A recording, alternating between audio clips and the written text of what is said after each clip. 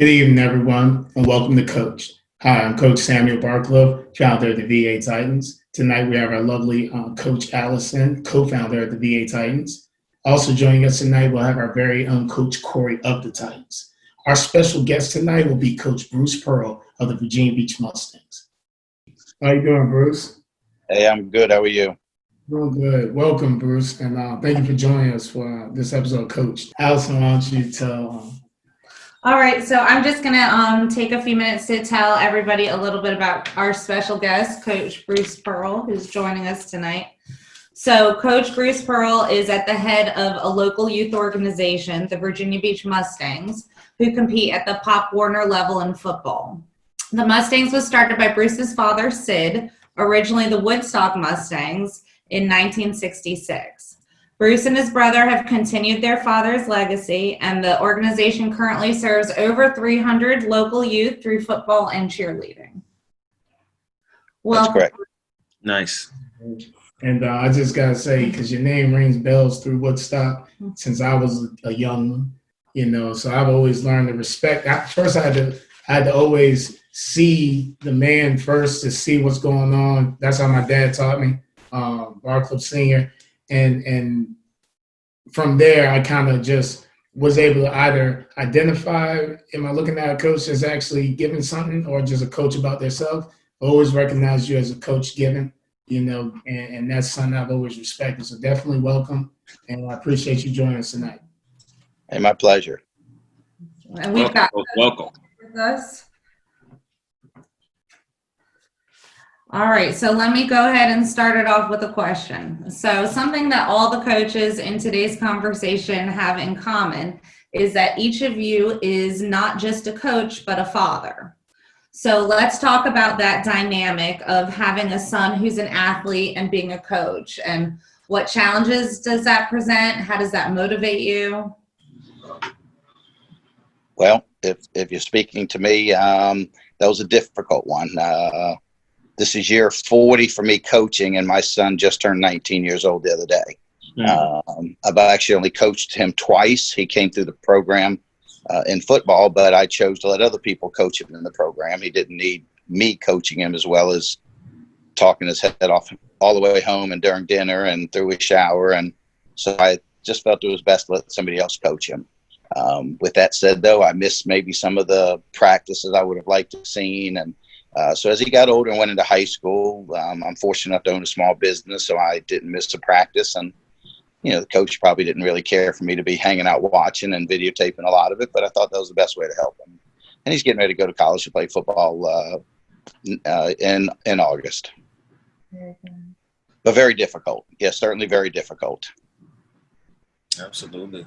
Piggyback off that, I mean, like Coach said, it's definitely difficult at times, but it's a gift and a curse, because the beauty is you get to give your son a live look at what's going on, and you get to give some input.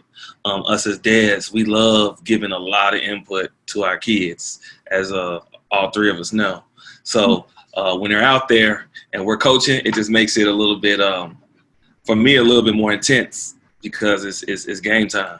So but with me and my son, sometimes it's hard to turn off the dad versus the coach. That is one of the toughest challenges, because sometimes they're like, Dad, you talk to me like one of the players. Well, in this moment, you are a player, and I'm the coach. And sometimes our kids, they have a hard time separating that aspect. But yes, it's a gift and a curse, but definitely a difficult one. Definitely. Right, I wouldn't change it for the world. Not at all. We've had some good times. We've had some knockdown, drag-out fights.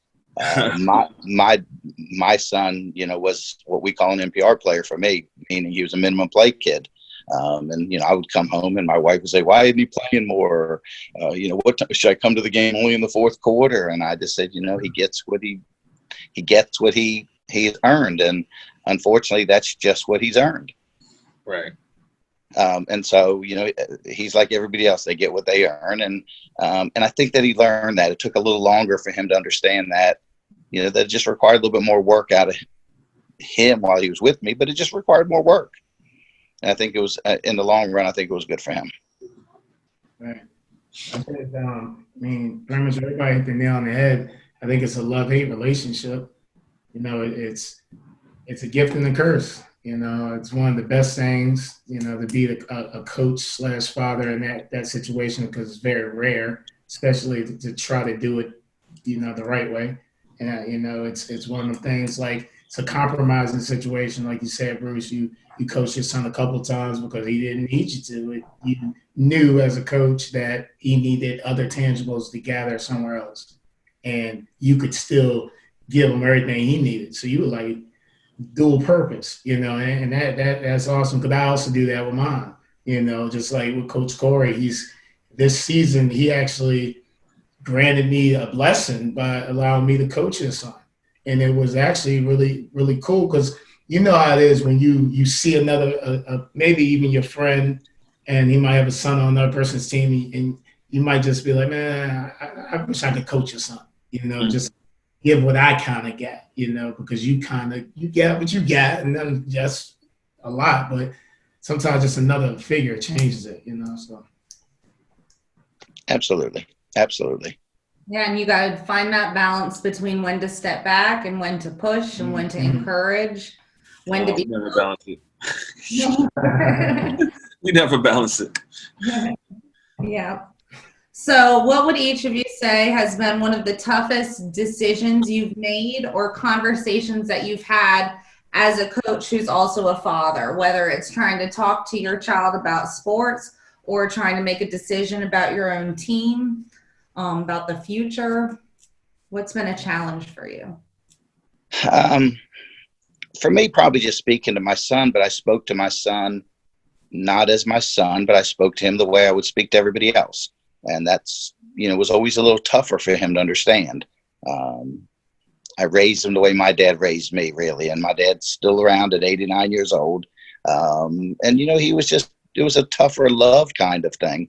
I kind of forced my son to play at an earlier age. And then I had to give him a little leeway, and, he actually quit my program at 11 years old. And, all the dads and all the people in the know said, "Oh, you're wrong. You can't let him quit. He's got to finish what he started." Yeah. And I'm saying, this is tackle football, and he's getting the crap beat out of him, and he doesn't want to be here. And so he's not ready. And, he was always a grade behind. He was always playing with the older kids because he was big. He came back as a 12-year-old and played on my team. And of course, he wasn't very good, but he survived. He made it through, and he played on his middle school team in 7th grade. And in 8th grade, he decided he didn't want to play again. And everybody told me I was doing it the wrong way. But, he played, 2 years of JV football and finally figured it out. And he was an all Beach District, second team all region football player as a senior. So it all came together for him. So I think in retrospect, if I would have stayed on him a little harder, he may have chosen not to play. He played travel baseball and travel basketball, and those sports were a little different. Football at our level, he's getting pummeled out there because he was a bigger kid. I felt like it probably wasn't hurting him, but mentally it was hurting him, and he was overmatched.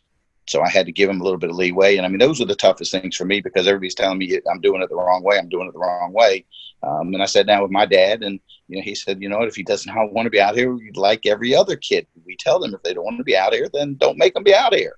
And so ultimately I allowed him to quit 2 different years, or just chose not to play 2 different years. And then eventually, when he finally found the love of the game, then, now good things are happening for him. I think that's a good way of dealing with it. I think if I had to find the hardest thing I had to do with my son, it would probably be with my oldest.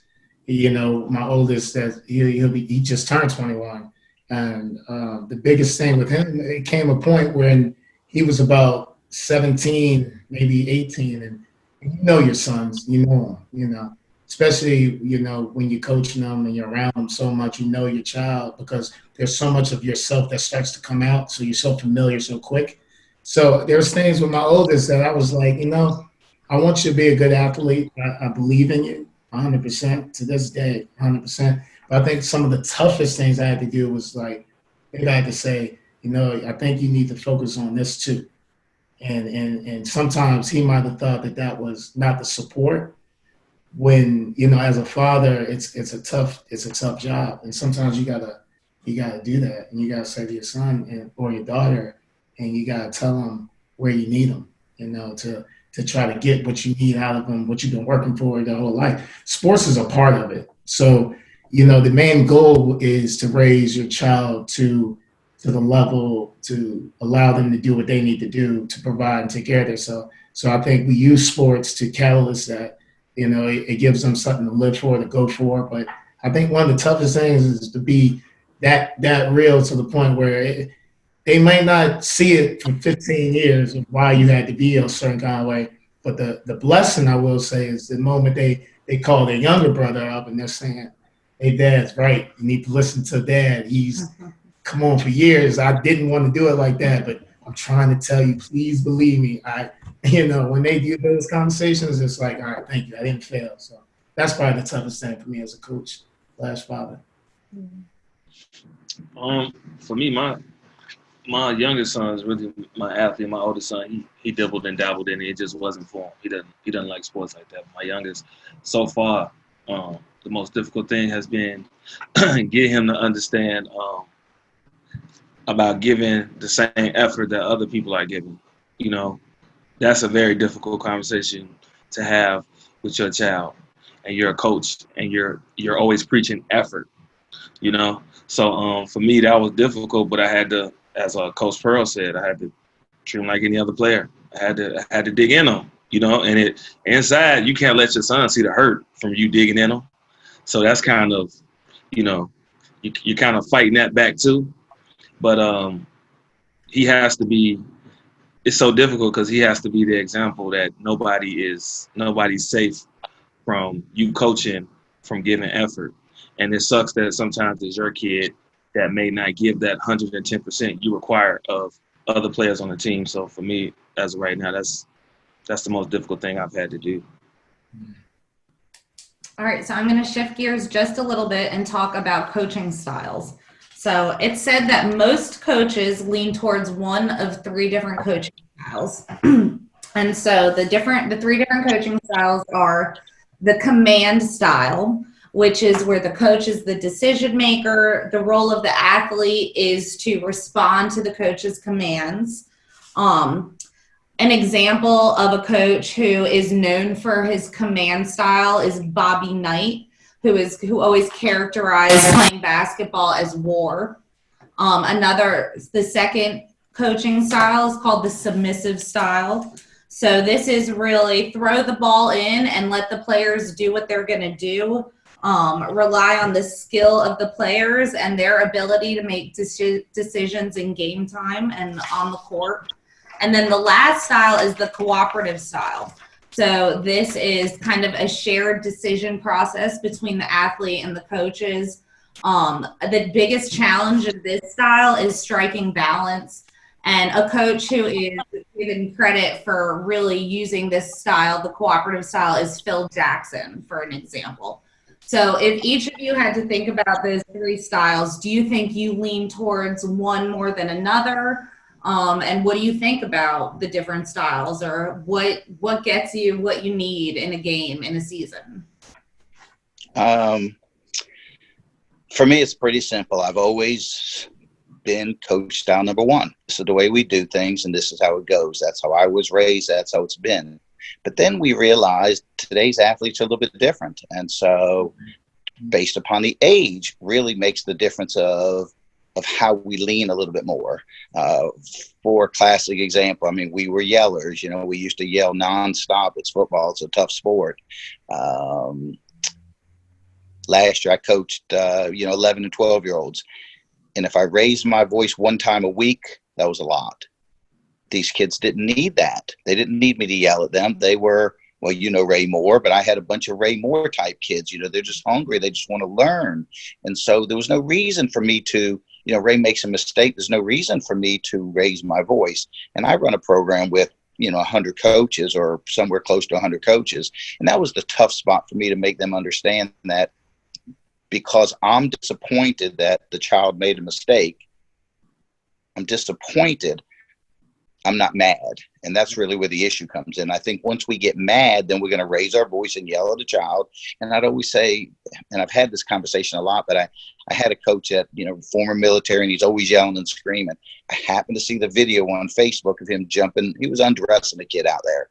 And so it just really bothered me. And so I wait and I coach Greg. And so I went and I spoke to Coach Greg and I said, hey, I saw that video. And you know, there's a whole lot of different ways you could have done it. And he said, Coach, I taught him 3 times how to play defensive end, and he failed. And I said, so then you did a poor job of teaching him. Don't blame the child. You used, let me guess, you used the same technique all 3 times. He goes, oh, well, no. Yes, you did.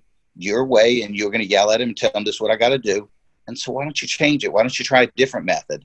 And, you know, I really probably sounded soft at the time, even though there's not a drop of softness in me.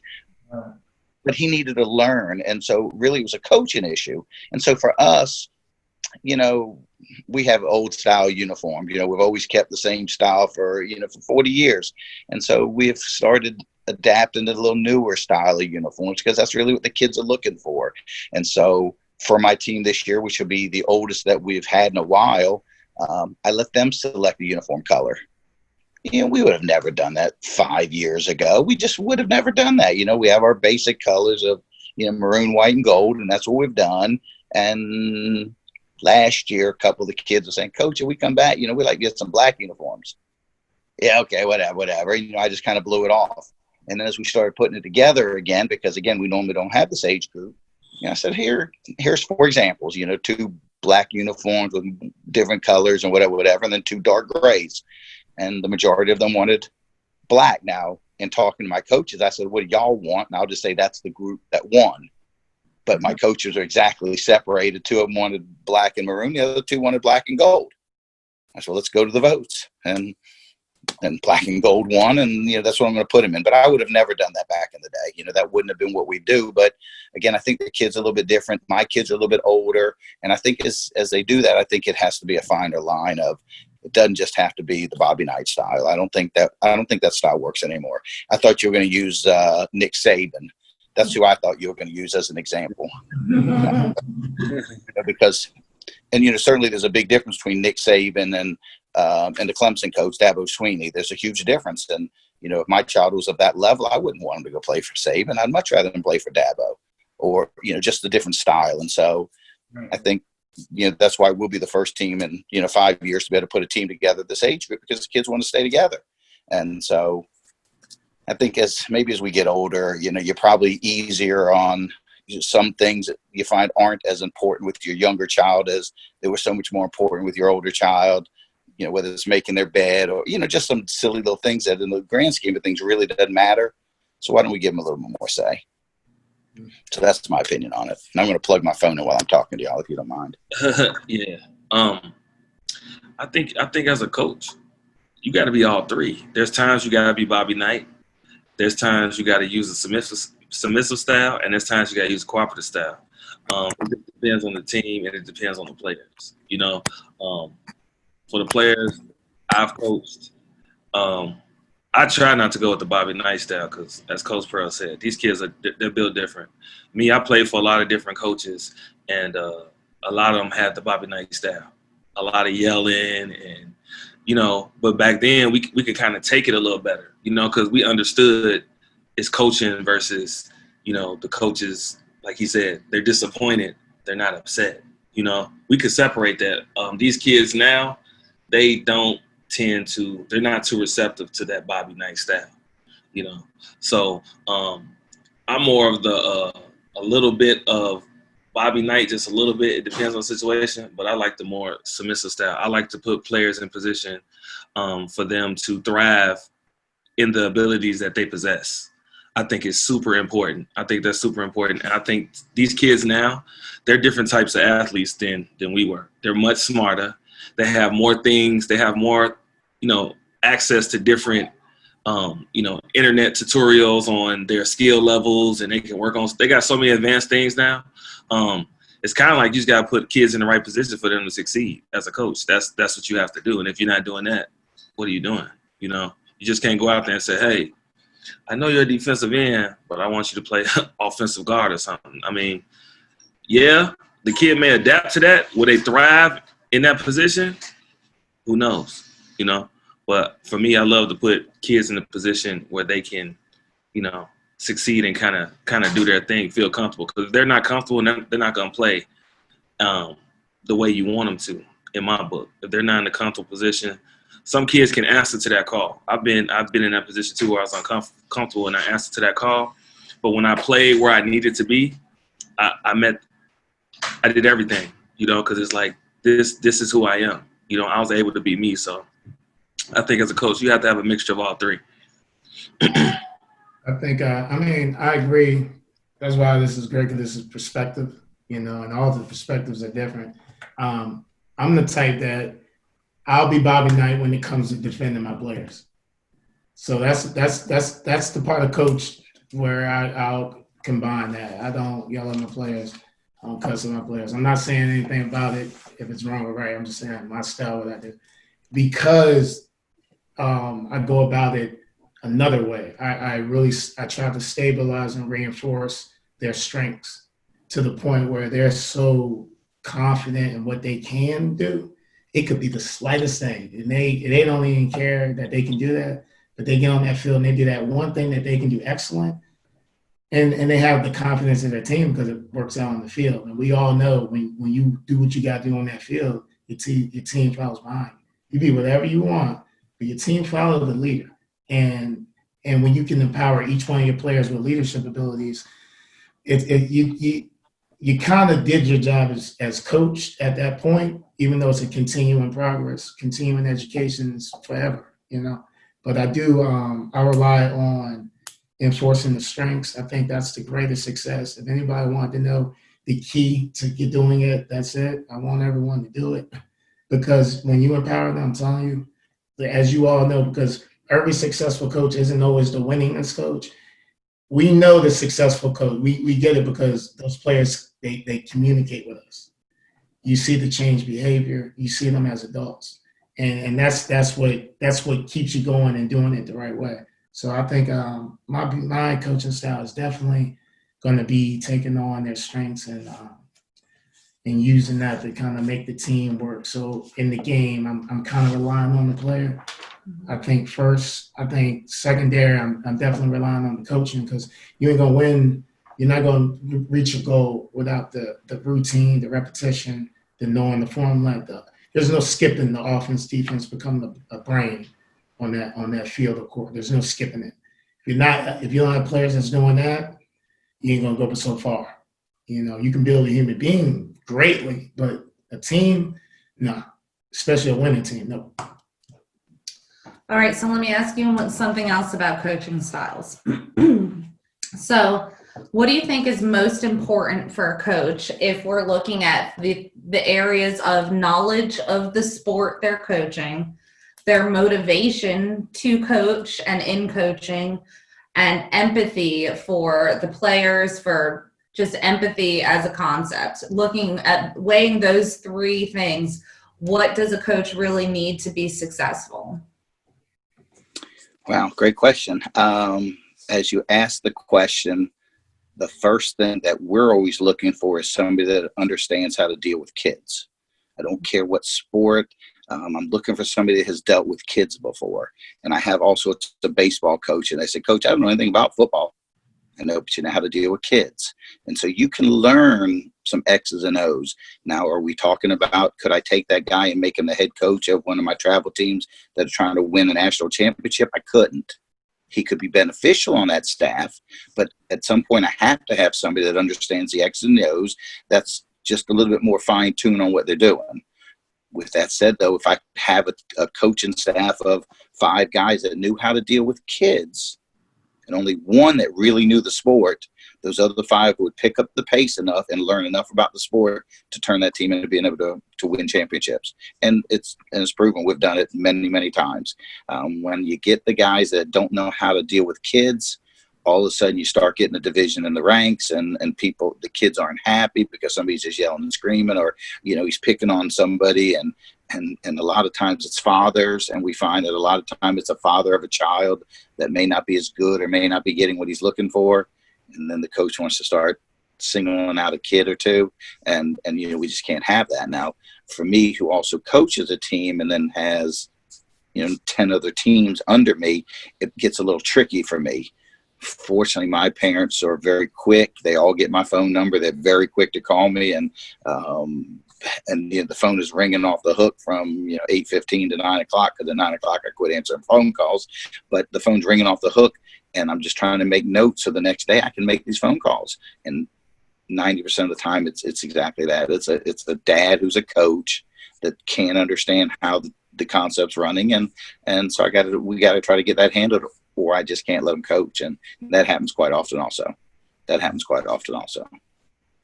it's a great question, though.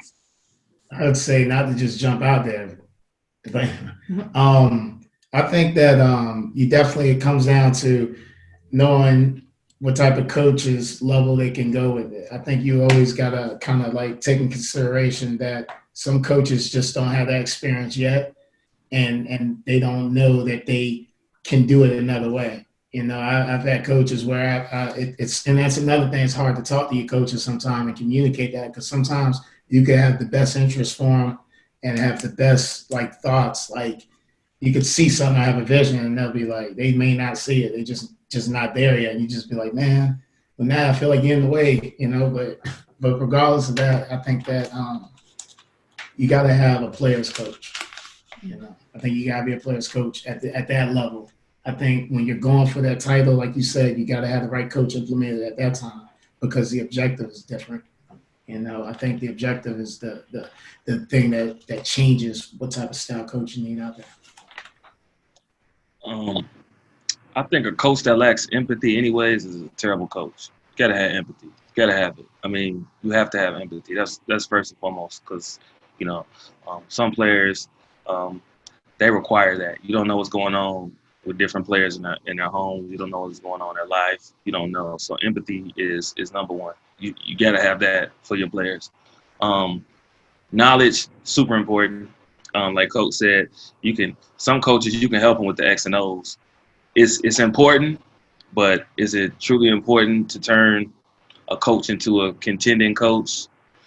Yeah, but at the same time, that behavior, that knowledge can still be gained through experience and coaching and things like that. But for me, that motivation, you got to be able to drive that effort and that ability out of your players. There's nothing like seeing that motivation that you're instilling inside your players just come out. It just does something to you when you see it. Even the 12th man on the bench, you see him go out there and he's doing everything that you told him to do. It's like that. I mean, that just excites me when I see that, to see that my motivation is wearing off on a team, on certain players, and it's contagious. When everybody's motivated from what the coach is doing, that builds winners. It truly does. Everybody. So I think as a coach, that's, for me, that motivation factor is important, because you're going to need to pull that effort out of your players at all times. Right. So I love all the different perspectives that we're sharing and the opportunity we have to talk to each other and hear these different perspectives. So I have some different questions that were written in that I'd like to get everybody's perspective on. So the first one is from Teresa P. She's a parent, and her question is, Dear Titans, my son has a hard time with good sportsmanship, especially if he feels he's been wronged by the coach or by the referees. How important is it for him to adjust this, and how can I help him? Coach Pearl, we'll let you answer that one first. Okay. Well, and I'll just say in my sport, because it's a physical sport, we need to be that aggressive. I need them to learn to hate to lose. You know, the competitiveness is a lot of what we teach. However, we also can't take the bad attitude. And you know, I got 22 kids on my team, and every year I got 2 or 3 of them, and we speak to them. As they're getting a little bit older, I try to let my leader, you know, of course, as coaches, we step on them, but eventually it's, you know, after your dad yells at you so many times, you tune them out. And so we try to let, you know, Caleb Knight or Ray Moore talk to them. And, you know, they see it because all the kids see what's going on. The kids also see when they're acting out like that, how the adults or the coaches handle it. And so as the kids have gotten a little bit older for me, you know, after we've talked to them a few times, after we've talked to the parents a few times, then I try to let the kids start to be leaders and you know, pat them on the tail and try to talk to them. And but, you know, I had one, you know, all the way through Disney last year. So maybe I'm not the right one to ask, but I mean, you're just a tough nut to crack, and being away from his parents for so long, it was. I mean, we had some real battles with them, and you know, in the championship game, you know, he played really poorly. But I just don't think he was part of the team because of the attitude that he possessed most of the year. He's a good player. And so we may have given him a little bit too much leeway, but at the end of the day, he came back and certainly nipped us in the butt. Yeah, sportsmanship is that's important. It's good to be everybody's happy when they're winning, but what's your attitude when you lose? Some kids need to learn how to be great losers, not get used to losing, but at the same time keep your head up and understand like you live to die another day. Like you get another opportunity. So to take it out on other players or referees, first of all of us know as coaches, when there's losses, the kids never look at themselves. They're looking at the coaches. They're looking at the referees. They're looking at everything but themselves. So for me, sportsmanship is everything. Like, hey, you can pout about the game. You can be upset, but at the same time, don't show that in the game. You know, like Coach said, hey, we want the kids to have a passion for winning and hate to lose, but at the same time, you know, be a good sport about it. You know, and just carry on. You get another opportunity. It's not the end of the world. You get another opportunity. Let it go, and just come back, hit it harder the next time. I agree, Coach. You know, I think we all kind of embody it, and maybe don't say it, but we expect the respect that you should show another person. And I think we always look at our players that want to do, because you know, it takes a heck of a person to walk that line of having a little bit of honor and respect. That's a tough line.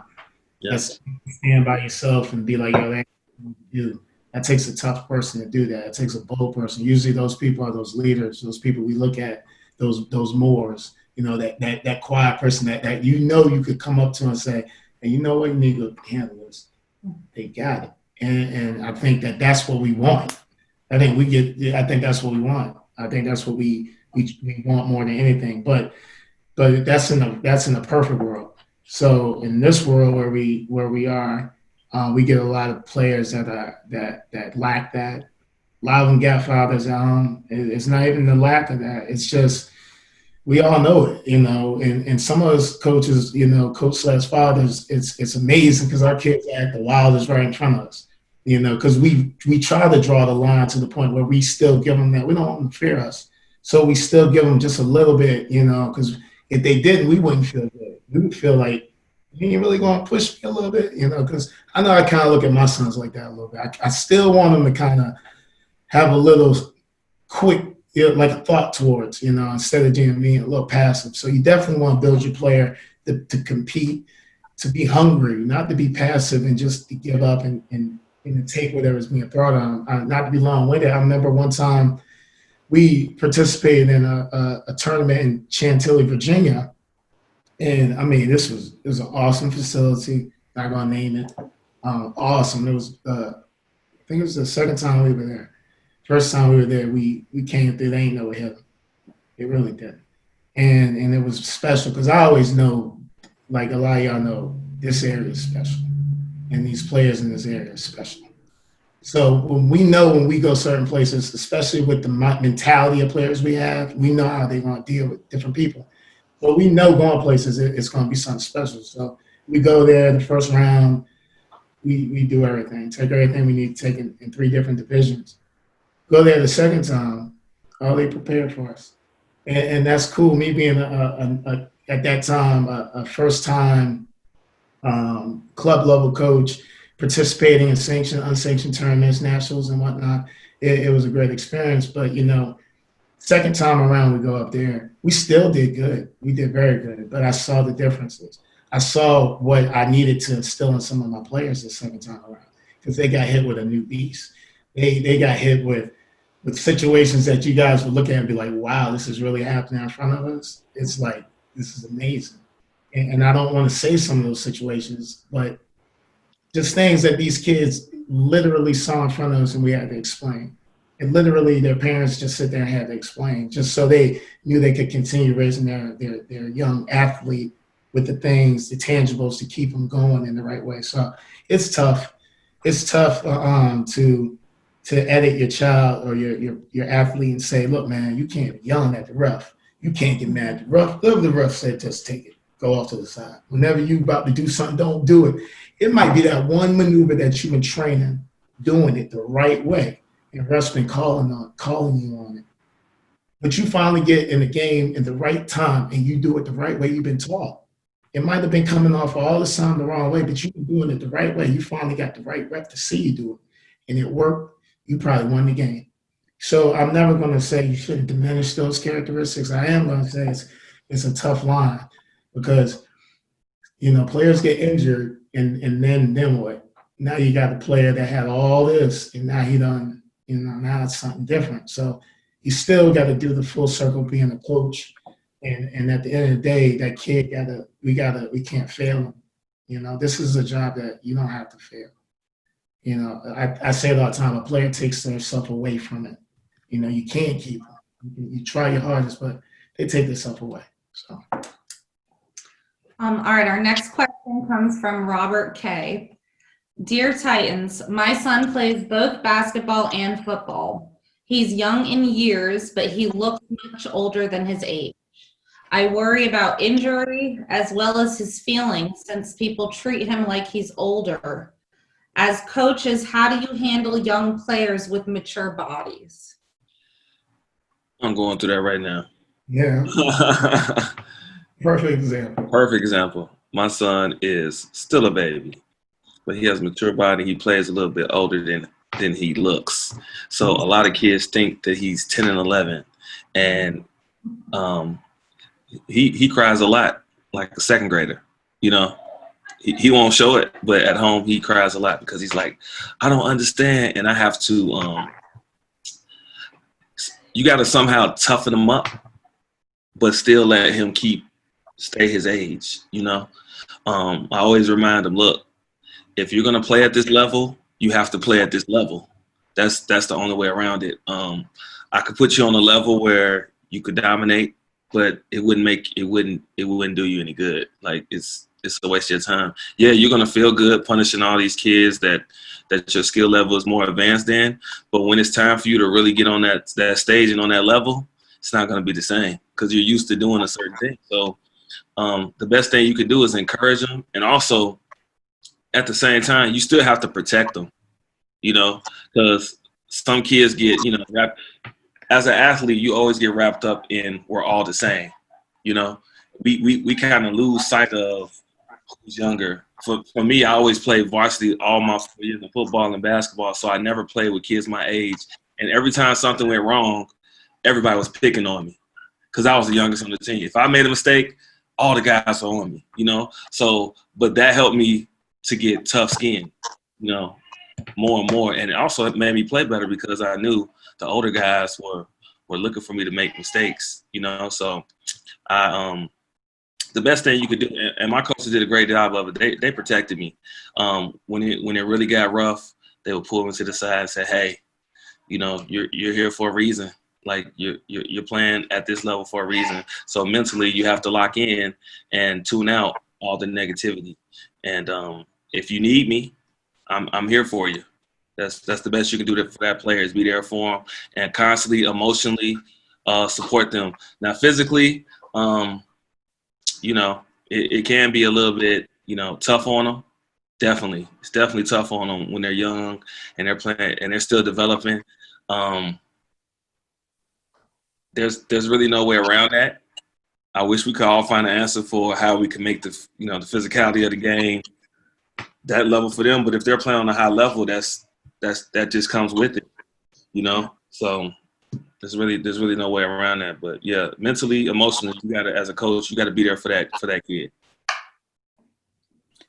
And I'll talk a little bit about it. And again, my program may be different than everybody else's, but in my program, it's all done by age and weight. And so when you have a younger child that is just too big, he's got to go play up, and everybody recognizes that. So that makes it very difficult for them. Mm-hmm. My own child was always playing up. My own child in 9th grade, I remember talking to the coach, and he said people look at him like he's a grown man, but there's a little boy inside. And right. So I'm glad you recognize that. I've recognized that for a long time. Maturity-wise, he just hasn't caught up yet. And it just took some time for him. We see it all the time in the youth program as well. But if they can stay down, we try to keep them down. We try to let them move up with sort of their grade level, sort of their age level. And, again, we'll get back to Ray Moore, who, Ray Moore is a year older than a lot of the kids that he plays with in my program, based upon the fact that he's a little bit smaller than the rest of them. And so those kids have a lot more fire in them than a kid a year younger. And so our cheat code or our way is just because our area isn't filled with a bunch of unlimited weight kids. So when I do get the bigger, heavier kids, they don't quite have the same fire in them as a kid a little bit smaller. So yeah, my answer to her is, just keep pushing them and encouraging them and keep encouraging them. I agree. I think you just have to encourage. I think you got to communicate with them and encourage them and surround them with good coaches. Surround them with some people that can and that's what I want to point out, because that is really the point of it all, is to give advice to coaches that may not even want to ask. A lot of people just be quiet, just do it. Some coaches do stuff for a long lengths of times, but sometimes you gotta talk to different people. You gotta go to your kids' practices, not necessarily involve yourself in the practices, but be involved. Talk to them after the practice, see what's going on. Both my sons played football up until a point. We decided to do track. Youngest just at one point, similar to what you said, Bruce, when he had quit. My son didn't really quit, and I didn't take him from it, but it got to a point where I was like, you keep playing now, you are surrounded with great talent out here.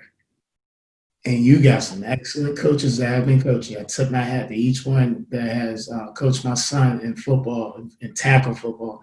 And then that was the greatest benefit, because I had some coaches that were looking out for him, that could identify what type of player they were dealing with and could help him. And then he was surrounded with great teammates that could also help him.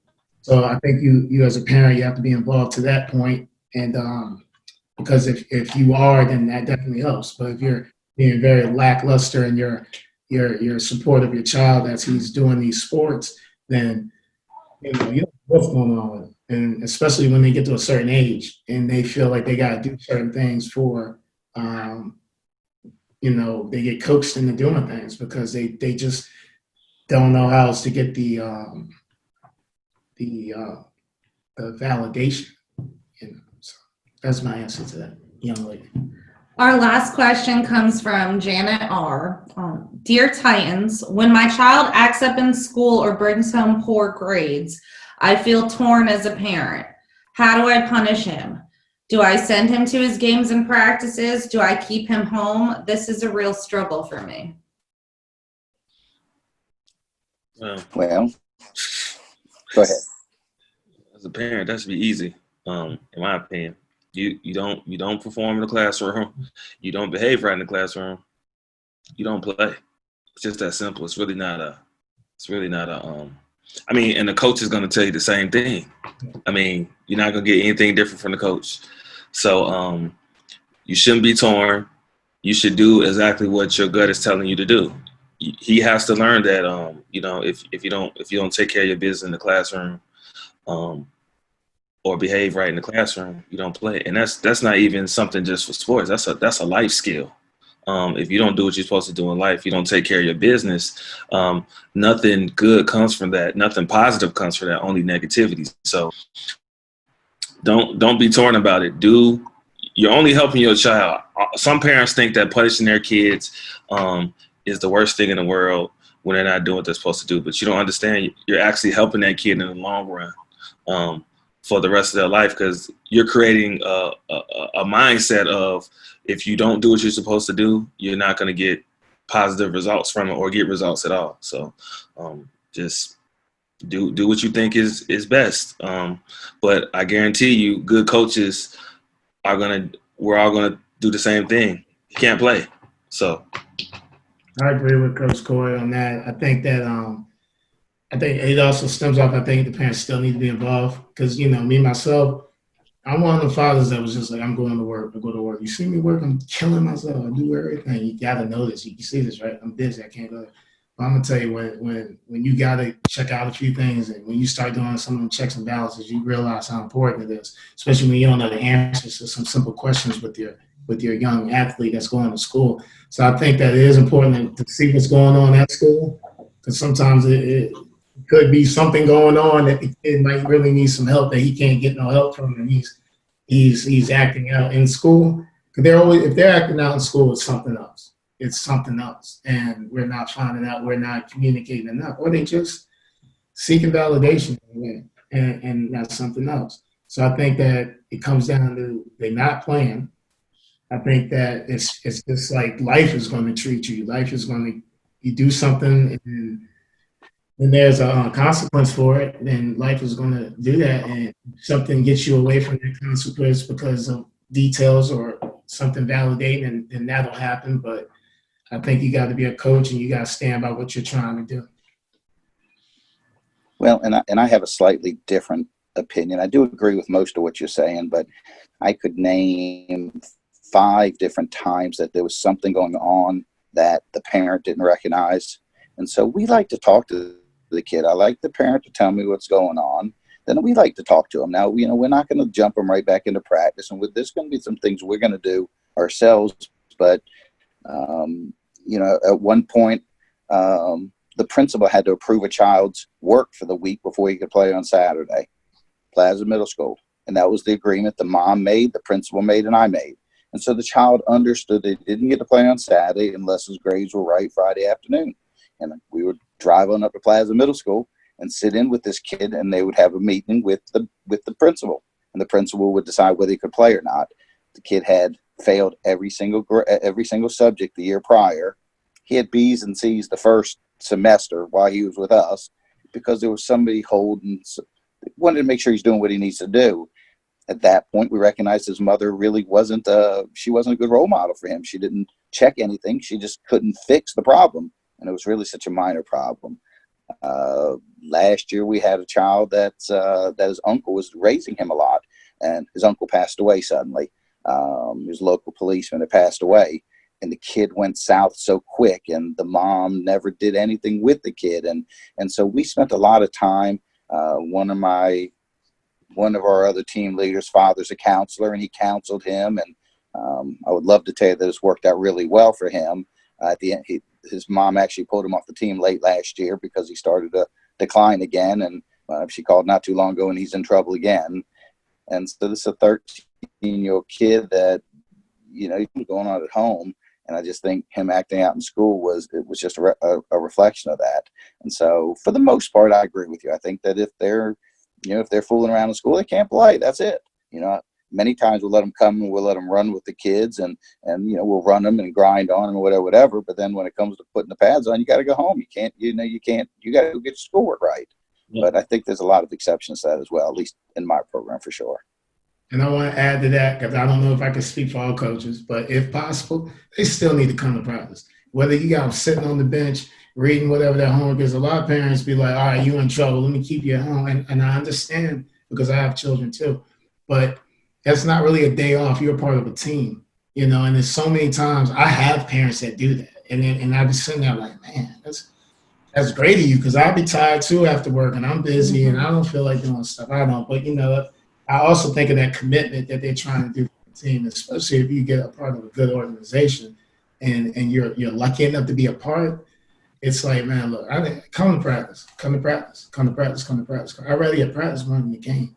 You know, that's where it is for me. So if a kid's really acting up at school, I definitely agree. He needs to still try to run. But when you put them pads on, like you said, that's the punishment, buddy. You know what I mean? Because they all want to get that ball. They want to get out there and do something. So now you get to see the difference. You know?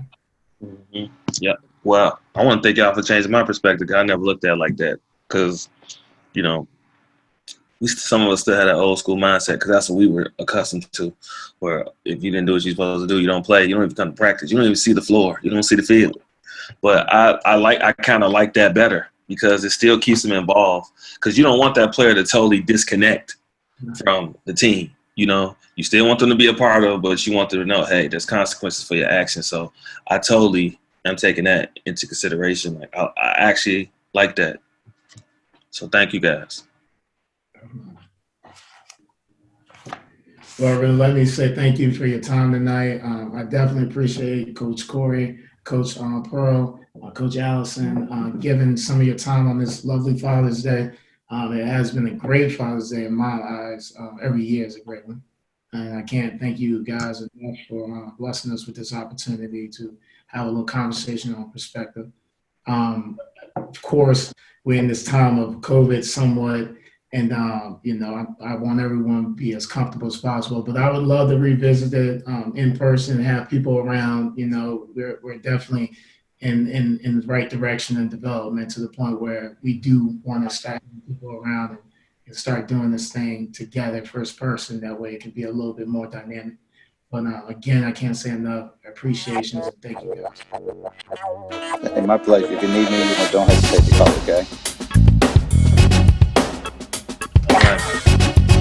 Good night, everybody. Good night, everybody. Good night. Have a good night.